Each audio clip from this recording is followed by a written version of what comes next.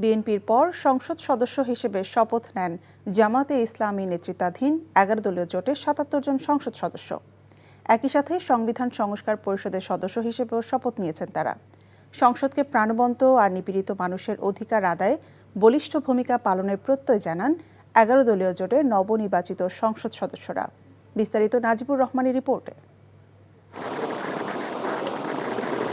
সংসদ ভবন সচিবালয়ে সংসদ সদস্য হিসেবে এবং সংবিধান সংস্কার পরিষদের সদস্য হিসেবে শপথ পড়েন জামায়াত, এনসিপি সহ ১১ দলীয় জোটের সকল সংসদ সদস্যরা। বেলা ১২টার কিছু পরে সংবিধানের ১৪৮(২) ক অনুচ্ছেদ অনুযায়ী শপথ পড়ান সিইসি এএমএম নাসির উদ্দিন। বাংলাদেশের প্রতি অকৃত্রিম বিশ্বাস আর আনুগত্যের সাথে শপথ পাঠ করেন নবনির্বাচিত এমপিরা। এরপর সংবিধান সংস্কার পরিষদের সদস্য হিসেবেও শপথ পাঠ করেন তারা। প্রভাবিত হইতে দিব না। সকালে সংসদ সদস্য হিসেবে শপথ নিতে একে একে সংসদ ভবনে প্রবেশ করেন শীর্ষ নেতারা। বিএনপি সংবিধান সংস্কার পরিষদের শপথ না নেয়ার সমালোচনা করেন জামায়াত ও এনসিপি নেতারা। আমরা পজিটিভ ভূমিকা নেব কনস্ট্রাকটিভলি। বিএনপির যে সিদ্ধান্ত এটা জাতিকে হতাশ করছে। আজকে যারা সরকারি দল হিসেবে নির্বাচিত নিজেদের মনে করছে বা নির্বাচিত হয়েছে, আমরা মনে করি যে এই ধরনের কর্মকাণ্ড হচ্ছে মানুষের আকাঙ্ক্ষার সাথে প্রতারণার শামিল। আমরা ১১ দলের যারা নির্বাচিত হয়েছেন তারা এখন যে মিটিং করে সিদ্ধান্ত জানাবো। সংসদে এমপি হিসেবে মানুষের অধিকার আদায়ে সজাগ ভূমিকা রাখার প্রত্যয় জানান নির্বাচিত সদস্যরা। জুলাই সনদ পাশ করা এবং সংসদ যেন কোনো অকার্যকর না হয়, কার্যকরী সংসদ হয়, সবসময় জাতীয় স্বার্থের পক্ষে যেন কাজ করে। জাতীয় জুলাই সনদ যেটা স্বাক্ষর করেছে সকল রাজনৈতিক দলগুলো, তারা যেন এই সনদের উপরে অটুট এবং অবিচল থেকে। সার্বিকভাবে জামাত ইসলামী ১১ দল আমরা সহযোগিতা করার মানসিকতা নিয়েই আছি। এখন সেটা নির্ভর করে যারা সরকার গঠন করতেছেন তাদের উপরে। জামায়াতের সাথে স্বতন্ত্র এমপিরাও সংসদ সদস্য হিসেবে শপথ গ্রহণ করেন, তবে সংবিধান সংস্কার পরিষদের শপথ নেননি তারা। Najibur Rahman, NTV news, Dhaka. এই মুহূর্তে সংসদ ভবন এলাকায় আছেন স্টাফ করেসপন্ডেন্ট শফি মাহমুদ সাগর। সরাসরি চলে যাচ্ছি তার কাছে। সাগর, আমরা ইতিমধ্যে জেনেছি যে সরকারি এবং বিরোধী দলীয় নতুন যে সংসদ সদস্যরা রয়েছেন তারা শপথ গ্রহণ করেছেন।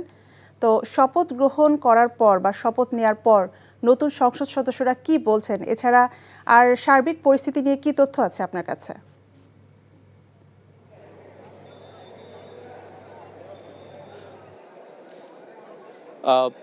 সাংসদ হিসেবে শপথ গ্রহণের পর আমাদের সামনে বিশেষ করে সরকার দলীয় সাংসদদের বেশ কিছু সদস্য তারা আমাদের কাছে তাদের প্রায় প্রকাশ করেছেন এবং সেখানে তারা বলেছেন তাদের আসলে পরিকল্পনা কি, সামনের দিনে তারা কেমন বাংলাদেশ গড়তে চান এবং সরকার হিসেবে বিএনপি আসলে বাংলাদেশকে বাংলাদেশকে কোথায় নিয়ে যেতে চান সেই বিষয়ে তারা আসলে আমাদের সাথে শেয়ার করেছেন।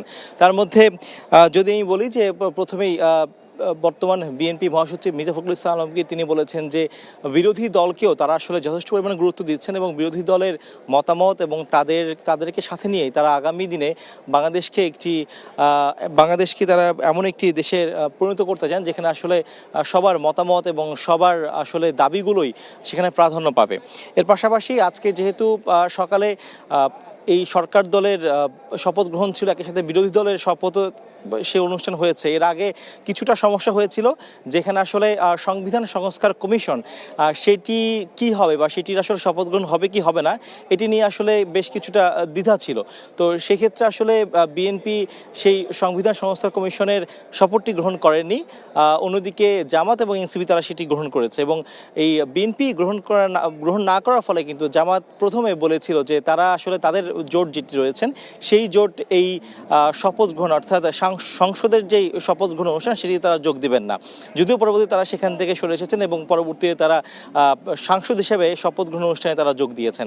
তবে যখন বিএনপির নেতা সালাউদ্দিন আহমেদ চৌধুরীকে জিজ্ঞেস করা হয় যে এই সংবিধান সংস্কার কমিশনের যেই শপথ গ্রহণটি ছিল সেটি নিয়ে আসলে তাদের আসলে কি মতামত ছিল, সেখানে তিনি বলেছিলেন যে যদি সংবিধান সংস্কার কমিশনের শপথ নিতে হয় তাহলে সেটিতে অবশ্যই সংবিধান উল্লেখ করতে হবে এবং তার আগে অবশ্যই সংসদ গঠন করতে হবে।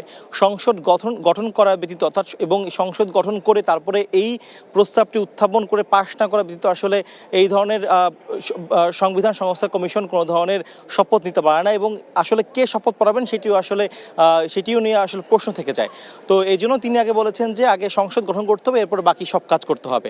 তো এর পাশাপাশি আরও অনেক নেতারা ছিলেন যারা কথা বলেছেন এবং তারা আসলে সবাই ভবিষ্যতে বাংলাদেশকে অতীতের বাংলাদেশ থেকে অনেকটাই উন্নত এবং অনেকটাই আসলে মানুষের জন্য তৈরি করার বাংলাদেশ তারা তৈরি করতে চায়, সেই দিকেই তারা আসলে মনোযোগ দিয়েছেন। তো সংসদ ভবন থেকে এই ছিল সর্বশেষ। জানছিলাম ত্রয়োদশ জাতীয় সংসদে নবনির্বাচিত এমপিদের শপথ গ্রহণের পর তাদের প্রতিক্রিয়া।